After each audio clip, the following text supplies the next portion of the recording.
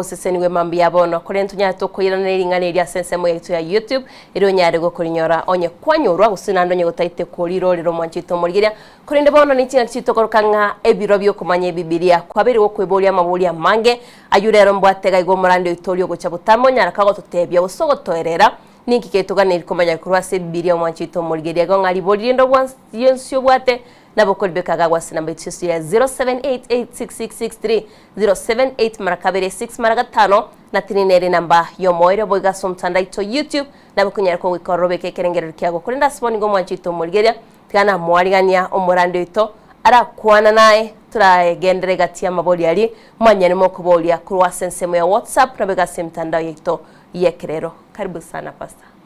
Asante mama. Unaweza omba niposa tuweze kuanza. Asante, wacha tuamini na tuombe. Mungu Baba, Mungu Mwana, Mungu Roho Mtakatifu, nasema ni asante asubuhi ya leo.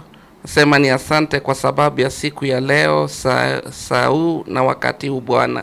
Asante kwa sababu ya neema hii Bwana ya kusikiliza na kuyajibu maswali ya wasikilizaji Bwana.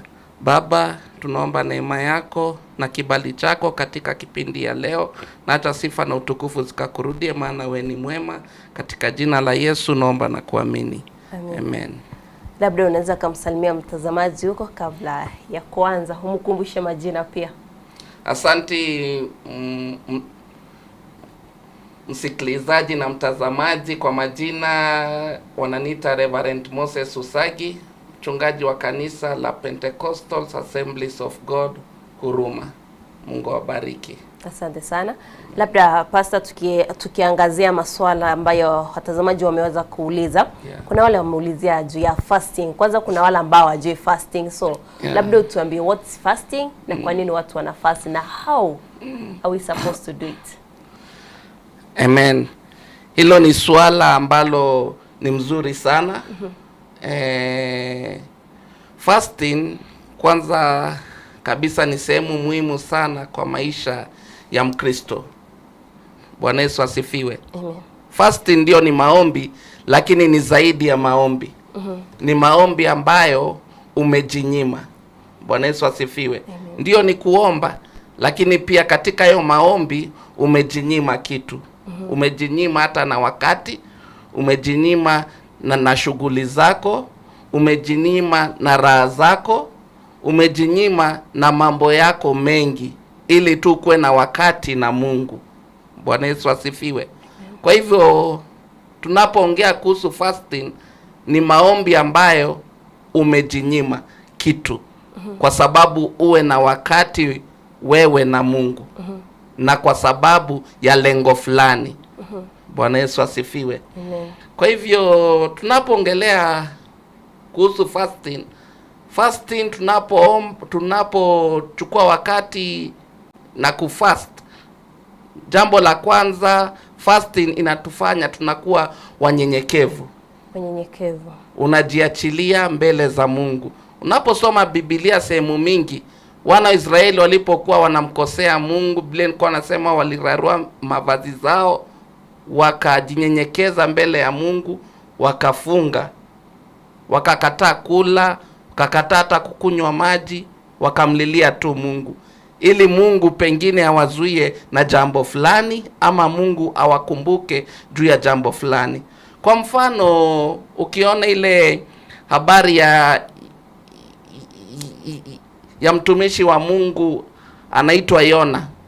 Yona Mungu alimtuma katika mji wa Ninawi.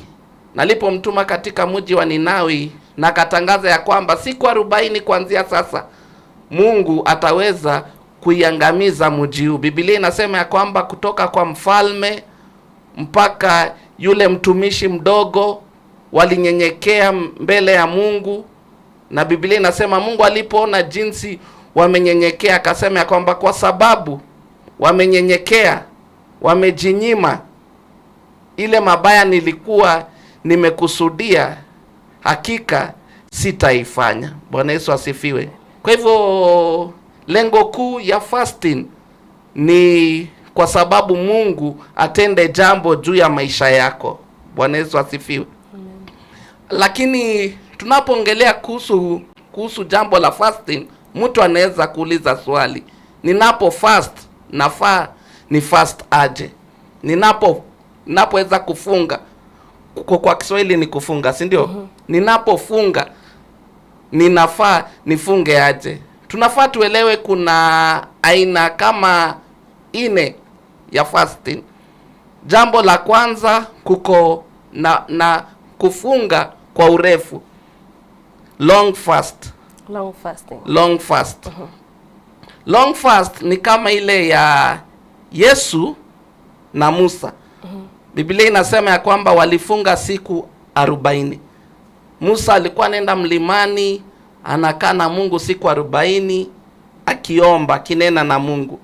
Na Yesu pia kabla hajaanza huduma wake, alienda jangwani akaomba siku 40, akafunga na kuomba siku 40.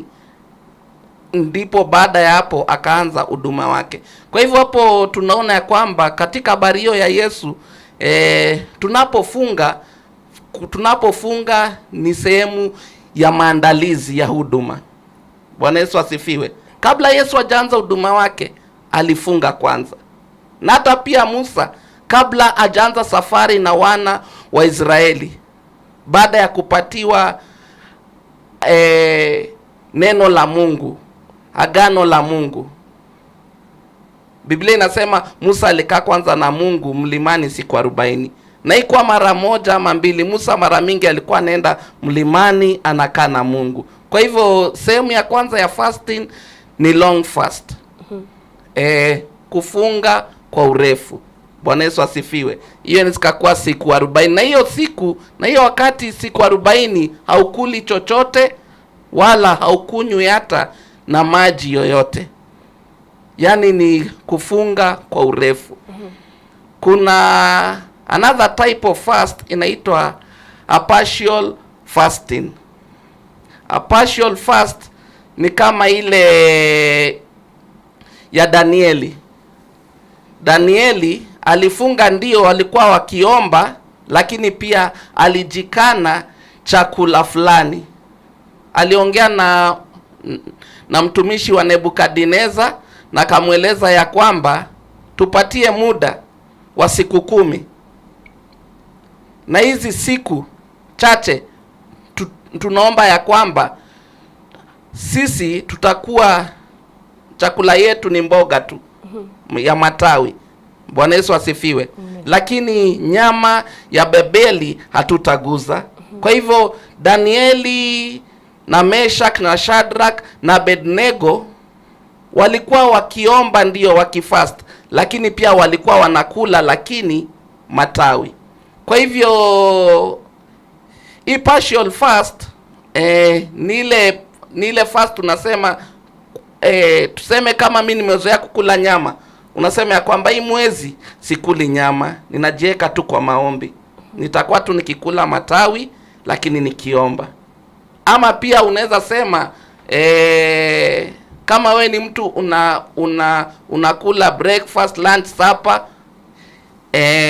hiyo partial fast unaweza sema nitakuwa tu nikikula lunch lakini breakfast na supper sikuli. Hiyo wakati wa breakfast na supper unaitumikia kwa sababu ya maombi. Bwana Yesu asifiwe. Hiyo ndio lengo kuu ya fasting. Kwa hivyo kuna ile the long fast, and number 2 the partial fast. Number 3 kuko na ingine inajiita absolute fast or total fast. Labda kabla tujiendelea, mmoja anaweza piga simu, acha nikasikia nasemaje. Nare Nsoka TV Bwakire. Nsoka TV Bwakire. Labda alikuwa na swali lakini anaweza kaendelea. Labda anaweza ulizia mmoja, unapo fast. Umesema kuna partial na kuna long. Ile ni a long time. Ya siku 40. Na ukikuwa ama hata zaidi ya siku 40 ukiweza. Lakini kulingana na sayansi, sayansi inasema ya kwamba siku 40 ndio mwanadamu anaweza kastahimili bila maji na bila chakula. So labda kuna rules hapo katikati unaweka ukisema huli ufai kula. Ufai kula. Unafaa unatimiza hiyo taita agano ama agano ya kwamba wakati huu sitakuwa nikikula sapa ama lunch. Hiyo ni partial. Unaona? Partial ndio unazidi kula, lakini kuna vitu zingine maybe ya ukuli. Ama kama umeamua tu ni maji peke yake, sikuli chakula, ni sawa. Unaweza fast kama unaenda job, kama unafanya vitu zingine. Unaweza. Asante sana. Labda tuende swali la pili. Moja alikuwa ameuliza. Alikuwa anaitwa Paul kutoka Roysambu, anauliza how can I know God's will for my life? Swali mzuri sana. Nitajua aje mapenzi ya Mungu juu ya maisha yangu? In fact, hiyo ni swali kila Mkristo anafaa ajiulize. Nitajua aje mapenzi ya Mungu juu ya maisha yangu? Kitabu cha Zaburi 37 inasema kwamba delight yourself in the Lord and he will give you the desires of your heart. Jifurahishe katika Bwana naye atakupa haja ya moyo wako. Jambo la kwanza, ukitaka kujua mapenzi ya Mungu, umpende Mungu. Delight yourself in the Lord. There is no way you'll be able to know the will of God for your life if first and foremost you don't love God. The first step is to love God. Ukimpenda huyu Yesu, utajua mapenzi ya Yesu juu ya maisha yako. Jambo la pili, Biblia katika hiyo Zaburi bado inasema hatua za mwenye haki zinaongozwa na Bwana. Si ni kweli? Ni kweli. The steps of a good man are ordered by the Lord. And I believe that the steps of the good man will lead you to the will of the Lord upon your life. Walking with the Lord. So if you want to know the will of God, walk with the Lord. Walk with the Lord. Walk with the Lord. Let the Lord guide your life. The Bible says, the Lord is my shepherd, I shall not want. And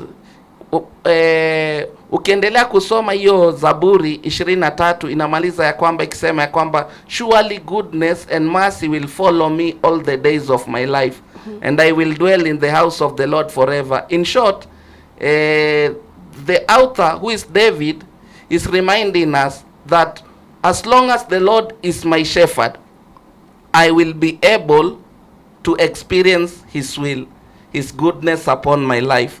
Kwa hivyo tusipotembea na Mungu, hatutaweza kujua mapenzi ya Mungu juu ya maisha yetu. Lazima tutembee na Mungu. Jambo lingine, neno la Mungu. Neno la Mungu. Yesu alisema, mkikaa ndani yangu na neno langu ndani yenu,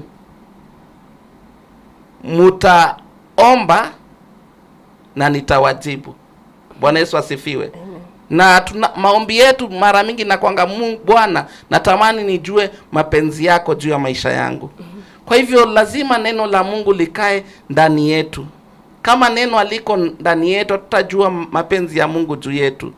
Zaburi 1 inaeleza vizuri ya kwamba tukipenda neno la Mungu, tutakuwa kama mti uliopandwa kando kando ya vitito vya maji.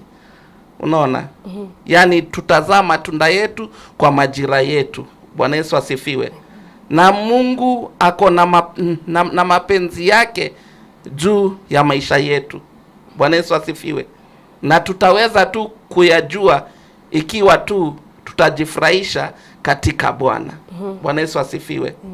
Pia Zaburi ukisoma 119 mstari wa 105 inasema kwamba neno lako ni taa miguuni mwangu na mwanga njiani mwangu. Kwa hivyo hawezi jua mapenzi ya Mungu bila neno la Mungu. Lazima neno la Mungu likuongoze, likutawale, na hakika utajua mapenzi ya Mungu juu ya maisha yako. Jambo lingine ni kukaa na watu wenye wanampenda Mungu. The Bible says in the book of 1 Corinthians, mtumishi Paulo anasema ya kwamba ushirika mbaya una uharibu tabia mzuri. Bad company corrupts good morals. Waelewa? Kwa hivyo wale watu wenye tunatembea na wao wanaweza tufanya tukajua mambo ya Mungu, ama wakatufanya tukakaa mbali na Mungu. Kwa hivyo your company pia inaweza kufanya ujue mapenzi ya Mungu juu ya maisha yako. Amen. Yeah. Na labda swali la pili alikuwa ameuliza, if God forgives our sins, why do we still face the consequences? Kama Mungu anasamehe dhambi. Yeah. Swali mzuri sana hii. Kama Mungu anasamehe dhambi, na ni ukweli Mungu anasamehe dhambi, lakini anauliza mbona baada ya hapo tunakutana na madhara? Jambo la kwanza, Musa aliambia wana wa Israeli ya kwamba kama hamtazingatia maneno nimewaambia, kuwa na uhakika ya kwamba dhambi zenyu zitawaandama. Be sure that your sin will find you out. Unaona? Kumaanisha Mungu anasamehe dhambi, lakini dhambi inakuanga inaandama mtu. Unaona? Paulo anaeleza vizuri ya kwamba mshahara wa dhambi ni mauti. Ndio Mungu anasamehe dhambi, lakini dhambi iko na madhara yake ambayo ni mauti. Unaona? Yeah. Kama mfano yule mwizi alikuwa kumsalabani pamoja na Yesu, ingawaje aliambia Yesu unikumbuke, Yesu ndio alimsamehe dhambi, lakini kwa sababu ya dhambi zake ilimuua, ilimletea kifo na akasulubiwa, si ndio? Yeah. Kwa sababu mshahara wa dhambi nini? Ni mauti. Alikufa ndio, lakini tunashukuru Mungu atafufuka na wateule siku ya mwisho. Bwana Yesu asifiwe. Na pia Yesu alikufa kwa ajili ya dhambi zetu, maana mshahara wa dhambi ni mauti. Yesu alikuwa na uwezo wa kusema tu msamehewe, lakini ilikuwa lazima damu yake imwagike ili sisi tukasamehewe. Jambo lingine, Mungu anasamehe, lakini anaadhibu mtu wake, kwa sababu dhambi zetu zinafanya watu wenye wajui Mungu kufanyia Mungu mzaha. Unaposoma kitabu cha Samueli wa pili mlango wa 12 hapo, Daudi alimkosea Mungu. Baada ya kumkosea Mungu ya kuua jamaa mkewe, Biblia inasema ya kwamba nabii Nathan alikuja kwa Daudi na kamweleza hiyo mambo. Daudi nakavunjika sana. Akasema nimemkosea Mungu. Nathan akamjibu, Mungu amekusamehe ndio, lakini kwa ajili ya dhambi zako mataifa yamechukua nafasi ya kumdhihaki Mungu. Because of your sins the nations have found a reason to blaspheme God. You see, kwa hivyo sisi wakati tunakosea Mungu, tunapatia watu wenye wamjui Mungu nafasi ya kumtukana Mungu. Na Nathan akazidi kumweleza, kwa sababu ya dhambi, ingawaji Mungu amekusamehe, huyo mtoto atakufa na nyumba yako itainuka juu yako. Kwa hivyo Mungu anasamehe ndio, lakini dhambi iko na matokeo yake. Kama matokeo yake. Yeah.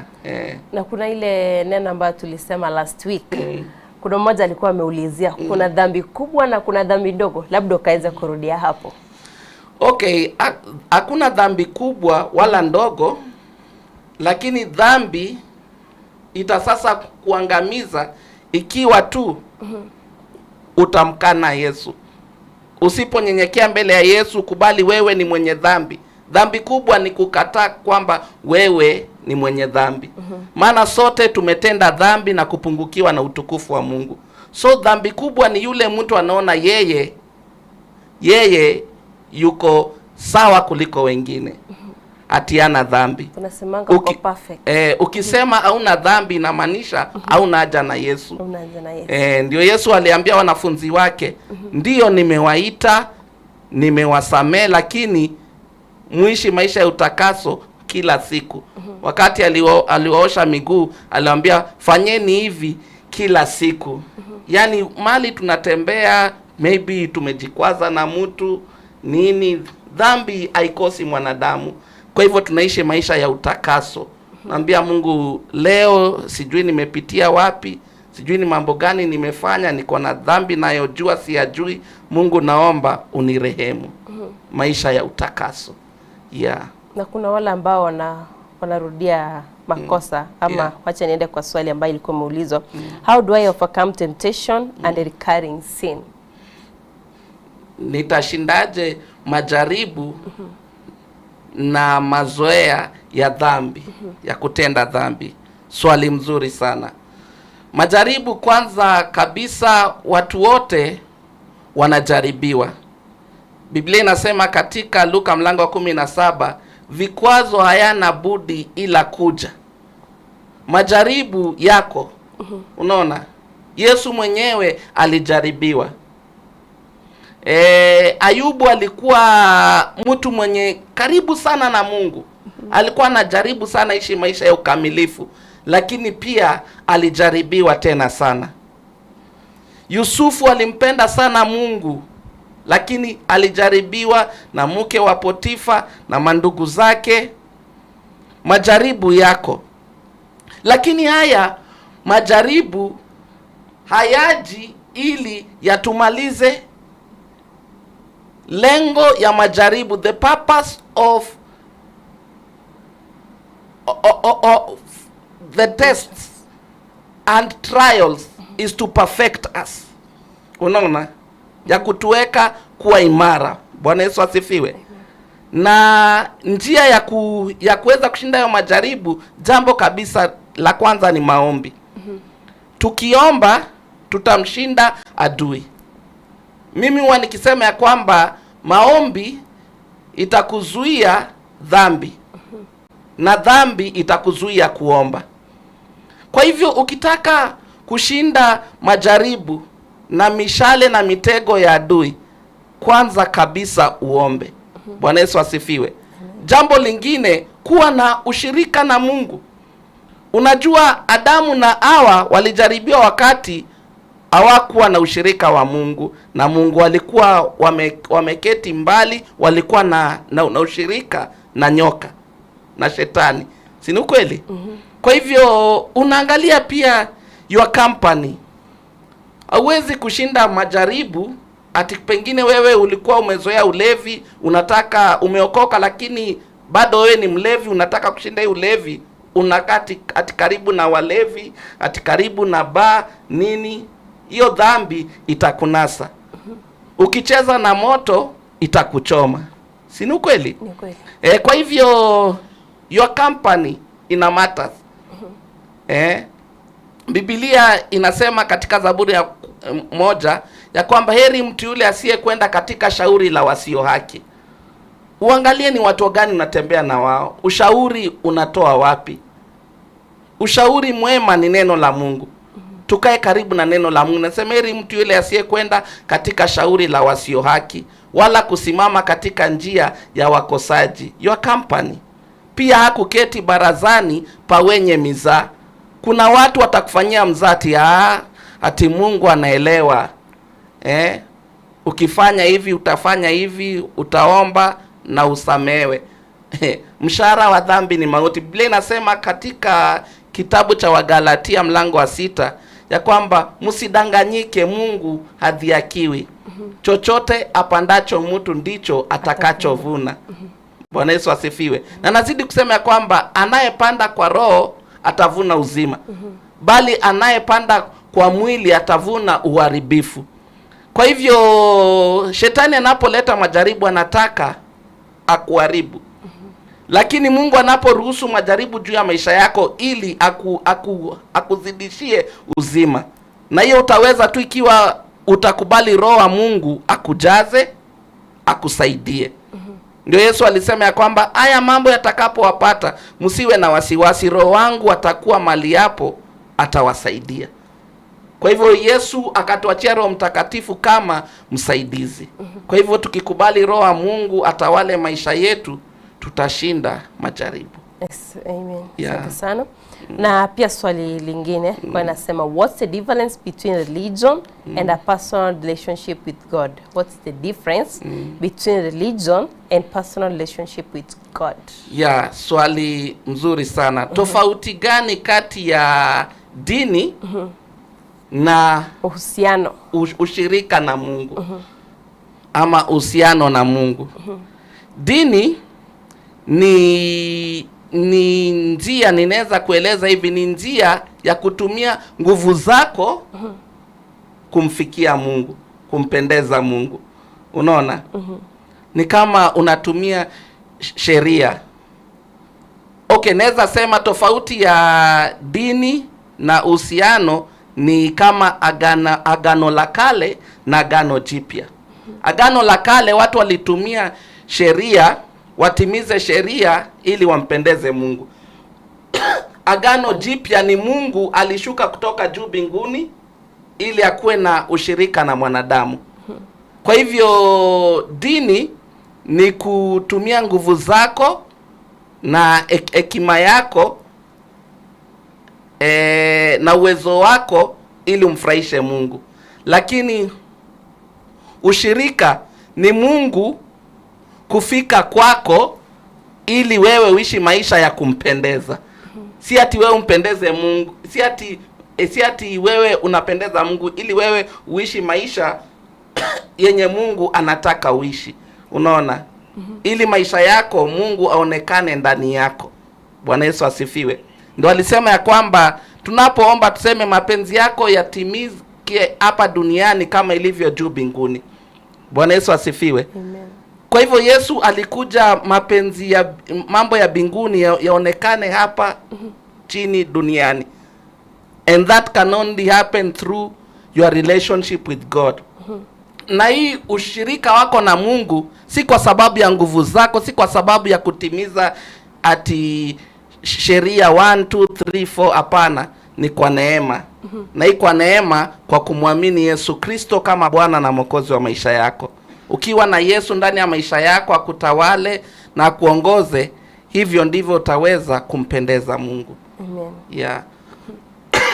Na natarajia msikilizaji ameyapata yale ambayo alikuwa ameulizia. Na labda how can I hear God's voice? Nitasikia aje sauti ya Mungu? Hilo ni swali mzuri sana, na pia ni swali ni mzito. Inaweza kaa rahisi lakini ni mzito. Kuna maana na sauti ya Mungu kwa mtu kama binadamu. Yeah. Kwa sababu watu wengi wanakuja, mchungaji, natamani nisikie sana sauti ya Mungu. Kwa sababu ya maisha yangu, kwa jamii yangu, nini? Mungu hunena. Hilo ni jambo la kwanza. Kabla sijajibu swali yako, jua kwamba Mungu hunena. Mungu hunena. Bwana Yesu asifiwe. Amen. Na kama Mungu hunena, unafaa utarajie sauti ya Mungu. Bwana Yesu asifiwe. Amen. Na Mungu hunena kwa njia mbalimbali. Unaweza nisomea kitabu cha Waibrania mlango wa 1. Utaanzia hapo tu, hiyo mstari tu wa kwanza. Kiteremka pole pole. Hebrews chapter 1.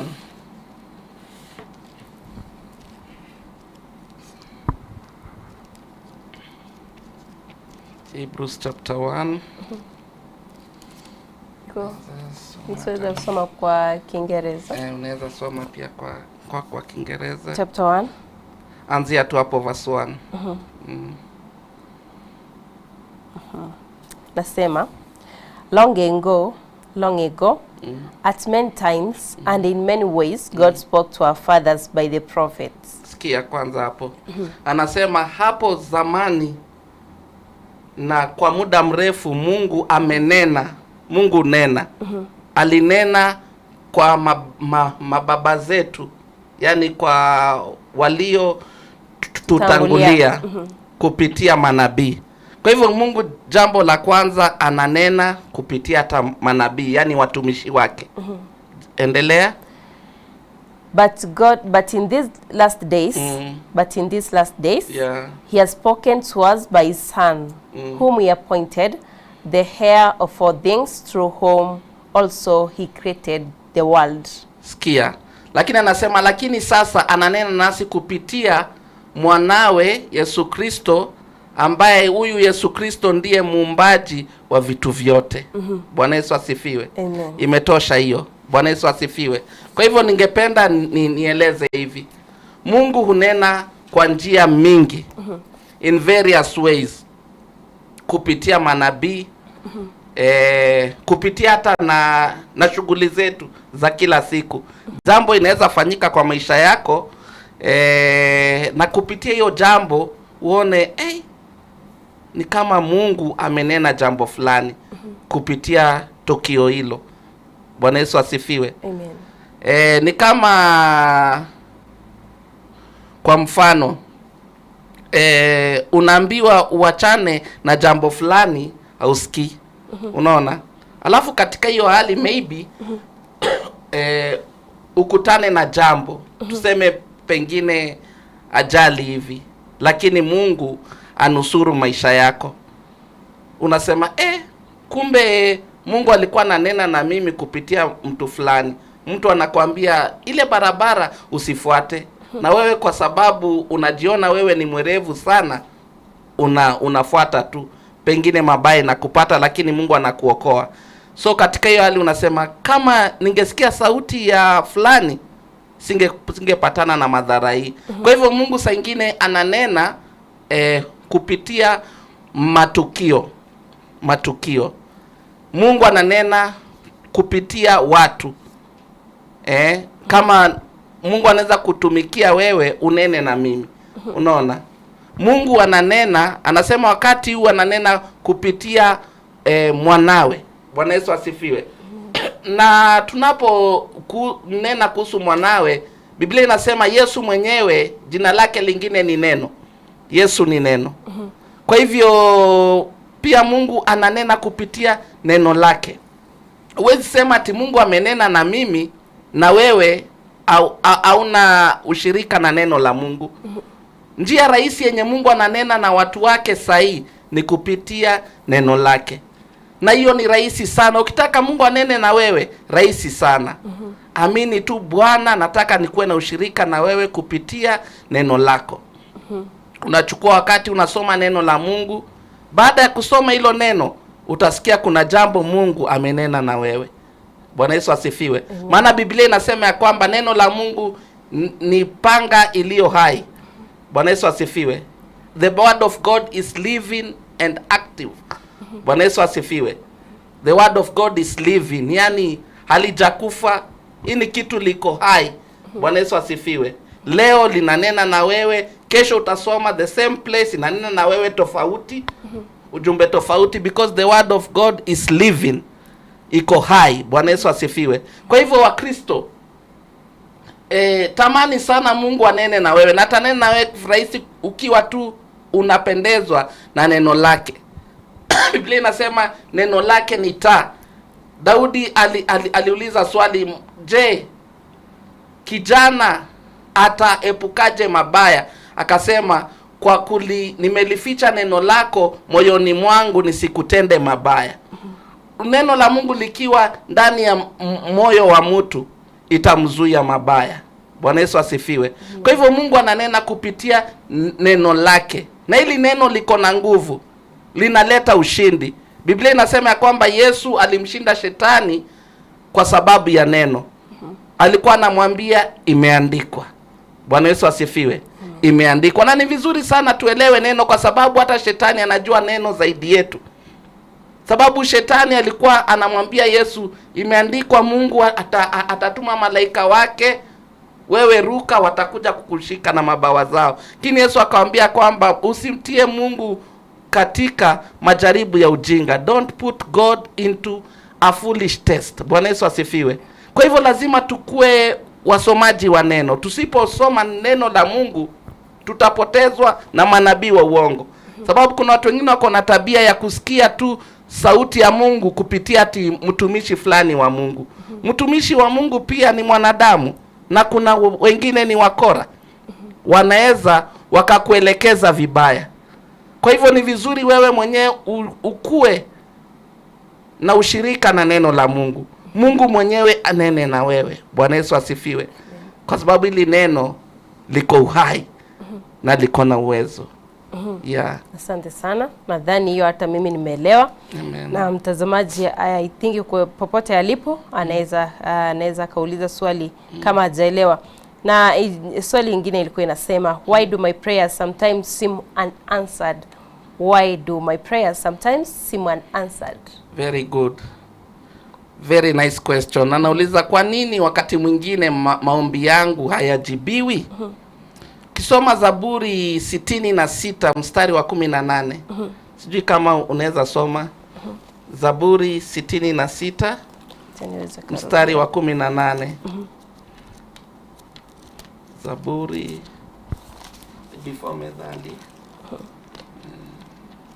Zaburi 66. Psalms 66 verses 18. In English it says that if I had allowed sin in my heart, the Lord would not have answered. Kiswahili sijui nasema aje? Swahili yasema, kama ningaliwaza maovu moyoni mwangu, Bwana asingesikia. Unasikia? Kama ningaliwaza maovu moyoni mwangu, Bwana asingelisikia. Kama kuna kitu inazuia maombi kujibiwa, jambo la kwanza ni dhambi. Unaona? Tukikubali dhambi ndani ya maisha yetu na tunaenda kuomba Mungu, hatujanyenyekea, hatujaomba msamaha, hatujatubu dhambi zetu, Mungu hawezi jibu. Sababu hiyo dhambi ni kizuizi. Ni kama vile barabara zikakuwa mahali wameweka hiyo kizuizi. Imeandikwa stop. Unaona? Sasa dhambi ndio inafanya hivyo. Inafanya ya kwamba maombi yetu inakuwa na kizuizi. Bwana Yesu asifiwe. Kwa hivyo jambo la kwanza, maombi yetu inaweza kosa kujibiwa kwa sababu ya dhambi. Jambo la pili, maombi yetu inaweza kosa kujibiwa kwa sababu ya kukosa imani. Biblia inasema katika kitabu cha Waibrania mlango wa 11 na mstari wa 6, bila imani huwezi kumpendeza Mungu. Unaona? Without faith you cannot please God. Kwa hivyo tunapoomba tunafurahisha pia Mungu, maana tunakuwa na ushirika na yeye. Lakini kama hatuna imani katika maombi yetu, Mungu hawezi jibu maombi yetu. Maombi bila imani haiwezi jibika. Bwana Yesu asifiwe. Hiyo imani ndio engine. Bwana Yesu asifiwe. Inafanya mambo inasonga mbele. Bwana Yesu asifiwe. Kwa hivyo gari kama imekosa engine, gari haiwezi kusonga mbele. Hata uweke mafuta na engine hakuna, haiwezi kusonga mbele. Si ni kweli? Kwa hivyo engine ya maisha yako Mkristo ni imani. Biblia inasema mwenye yake ataishi kwa imani. The just shall live by faith. Kwa hivyo kama hauna imani mpendwa, maombi yako haiwezi kujibiwa. Jambo lingine, ama kabla zienda kwa jambo lingine, Yesu akaambia wanafunzi wake, mkiamini mtanena na mlima huu, songa na isonge. Mlima inaweza kuwa ni shida zako, mateso yako, hali yako ngumu, lakini ukiwa na imani unaweza kusema jambo na itendeke. Bwana Yesu asifiwe. Kwa hivyo mahali ambapo hakuna imani, taka nikwambia kwamba Mungu hawezi jibu. Kuna hadithi fulani ya Mrumi mmoja, Akida. Biblia inamuita alikuwa ni Akida, yani alikuwa ni mkubwa wa majeshi. Alikuja kwa Yesu akamwambia, Bwana, mtumishi wangu ni mgonjwa sana, amelemewa, anakaribia kufa. Ukisoma Mathayo mlango wa 8. Yesu akamwambia, nakuja kwako. Wakati aliambia hivyo Yesu, huyu mkubwa wa majeshi alijibu Yesu akamwambia, hata sistahili wewe ukuje kwa nyumba yangu,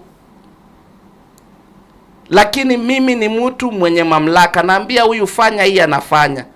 Enda hapa, anaenda. Tenda ili, anatenda.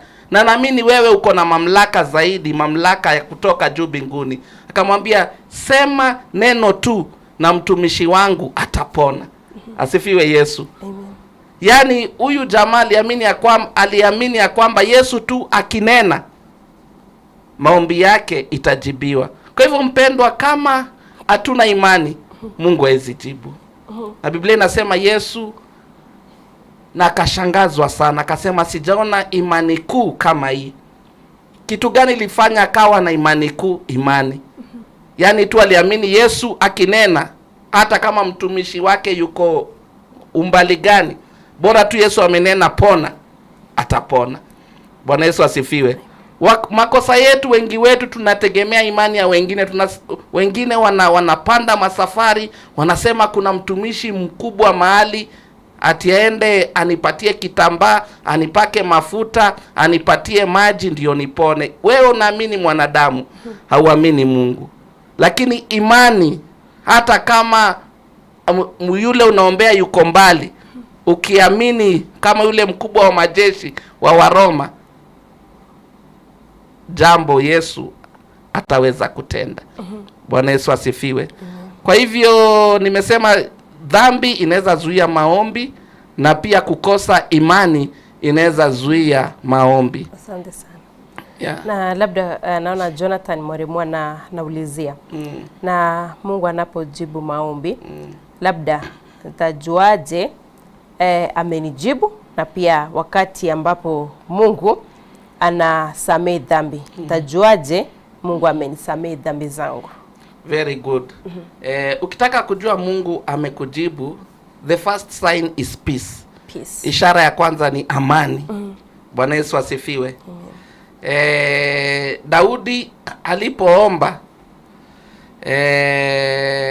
baada ya kumkosea Mungu, alipokuwa amemkosea Mungu, alikuwa akilia akisema, Mungu umponye huyu mtoto asiage. Lakini wakati mtoto aliaga, akaletewa habari mtoto ameaga, na kaamini ya kwamba Mungu amemsamea. Akakumbuka neno la mtumishi wa Mungu ya kwamba Mungu amekusamea, lakini huyu mtoto hataishi, atapona, atakufa. Bwana Yesu asifiwe. Akaweza kukumbuka lile neno, akaona ni ukweli. Kwa hivyo Daudi akanyenyekea. Biblia inasema na kamwabudu Mungu aliposikia mtoto ameaga, na kaketi chini na akala. Bwana Yesu asifiwe. Yaani akawa na amani. So watumishi wake walipomuona wakauliza Daudi, wewe ni mtu ajabu sana. Mtoto alipo ulilia sana ya kwamba na ukakataa kukula. Sasa amekufa, umeketi, umenawa, umeketi na unakula. Daudi aliwajibu jambo moja muhimu sana. Aliwaambia kwamba mahali yeye ameenda nitaenda, na mahali niko haezi rudi. Yaani aliamini huyo mtoto ameenda mbinguni, na mahali ameenda pia yeye ataenda. Unajua huwezi amini utaenda mbinguni kama wewe uko na dhambi. Daudi alijua ya kwamba nimesamehewa. Aliamini nimesamehewa, na akasema mahali mtoto yuko kwa mikono za Mungu, hata mimi nitaenda huko, siku moja tutakuwa na yeye. Akawa na amani. Kwa hivyo jambo la kwanza, utajua umesamehewa dhambi kwa sababu ya amani. Then when you read the book of Romans chapter 5 from verse 1, the Bible says we have peace with God through faith in Christ Jesus. Now we have peace with God. Kwa sasa tuko na amani na Mungu kupitia imani kwa Kristo. Bwana Yesu asifiwe. Na tunapookoka tunaokoka kupitia imani. Si ndio? Ni kweli. Tunatubu dhambi tukiamini Yesu atatusamehe. Kwa hivyo tunapokuja kwa imani mbele za Mungu, tunapata amani pamoja na Mungu. Kwa hivyo peace is the first sign that truly you have been forgiven. Yeah. Mweza kasomehewa. Na maana pa mamake Faith na alikuwa ameuliza, amesema Jameni muulizie pastor ni kuhusu salvation. Hapa anasema salvation. Yeah. Na labda how can we lose or get salvation from God? Anauliza hiyo ni swali watu wengi wanakuanga na wasiwasi. Na labda hiyo salvation pastor pia mimi naweza kataka kujua what salvation. Salvation. Okay, salvation in short ni wokovu kutokana kwa dhambi. Umeingia sasa kwa ufalme wa Mungu. Yaani wewe umeingia katika familia ya watu wa Mungu. Si ni kweli? Yeah. Sababu ulipokuwa kwenye dhambi ulikuwa katika familia ya waovu. Lakini ulipookoka, njoo kwa Yesu, wewe sasa ni wa familia ya Mungu, si ndio? Yesu alisema jambo fulani katika kitabu cha Yohana ya kwamba wale, anaambia Mungu ya kwamba wale ambayo umenipa, na nena na baba yake, wale ambayo umenipa nimewashikilia, na hakuna yoyote atakaye ninyang'anya au atakaye watoa kwa upande wangu. Bwana Yesu asifiwe. Nobody will be able to snatch them from me. Asifiwe Yesu. Kumaanisha unapookolewa na Yesu uko safe. Bwana Yesu asifiwe. Lakini hata kama uko safe, Yesu bado alisema jambo fulani katika kitabu cha Mathayo ya kwamba yule atakaye simama imara mpaka siku ya mwisho ndiye atakaye okolewa. Bwana Yesu asifiwe. Yaani unaweza kuwa umeanza safari vizuri, lakini ukafika mahali ukachana na Yesu. Si ni kweli? Ni kweli. Ukafuata njia zako mwenyewe. Kwa hivyo Yesu, ukiwa kwa Yesu, kwa mkono ya Yesu uko safe.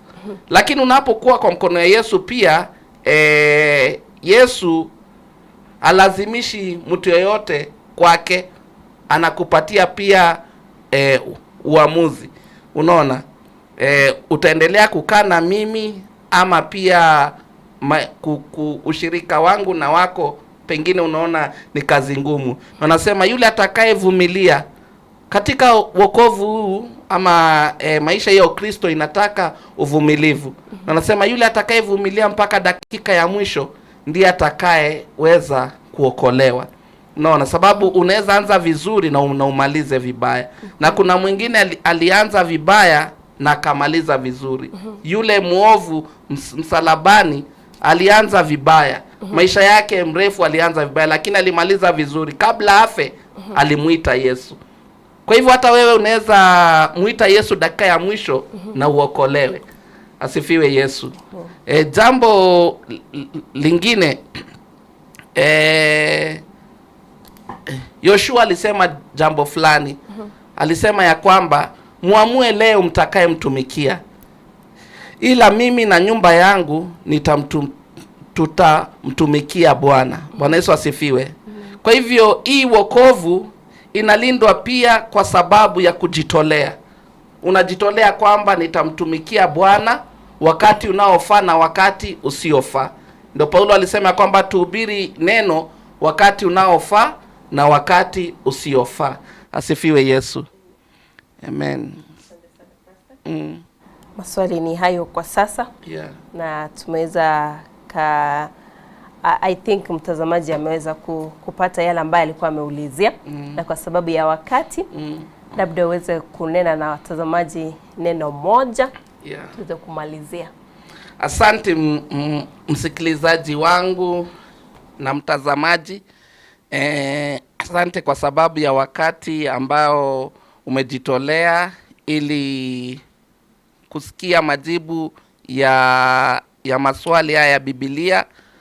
Jambo lenye naweza kukutia moyo kwa siku ya leo.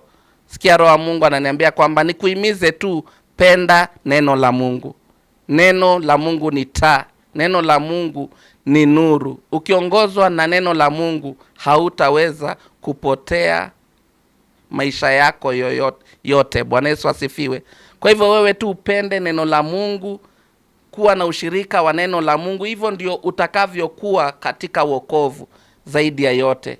Sio lazima kupitia bishop wako ama nabii ama nani, hapana, ama sijui apostle. Penda neno la Mungu. Wewe mwenyewe ujitolee, kuwa tuna wakati na neno la Mungu. Chukua hata siku, hata kama ni 1 hour, una dedicate tu ya kusoma hili neno la Mungu. Utaona baada ya muda mfupi utaanza kukua na utakuwa imara katika Ukristo wako na wokovu wako. Hilo ndilo jambo la maana, neno la Mungu. Leo ulikuwa na salamu? Nasalimia watazamaji wangu. Mungu awabariki sana. Popote mlipo, jambo lote mnafanya, kibali cha Mungu kiwe juu yenu. Kikumbuka pia na jamii yangu na familia yangu yote. Mungu akawabariki, akawainue mnapojiandaa kwa sababu ya ushirika leo kanisani. Mungu akawape kibali kupitia maombi yenu na shughuli zenyu zote. Mumpende Yesu zaidi ya yote, maana Yesu ni yote, ndani ya yote na zaidi ya yote. Asante sana. Amen. Na Basweti alikuwa afike mo rigelito mo Pastor Basweti anganaika kuri nabwate emergency ari gushugurikira keigoigonga next week no ari gaiga mabori ari otaituko bori bado naboko ya bori ase namba ya studio 0788666663. Next week ningwanchire o akesimi iro nyari gukubori amabori ari otaito mwanchito muri kuri nasibona teatrara nchiro murigerito mo pastor itaranyara ka wikase kanisa anyareka wikirani kanisa irio nantugenda tuno murubirito ndoche omoteri Toroslini Ondara nero ikirega igatunyare tugoicha nande chinga kichiringo gotebinga sibye nkole kyagera twiranire naro turatenga kegona boigo komotogia omonguru bona butaminchongoro kwa diana na mo wanchito murigeria nande nairanire tunyare toko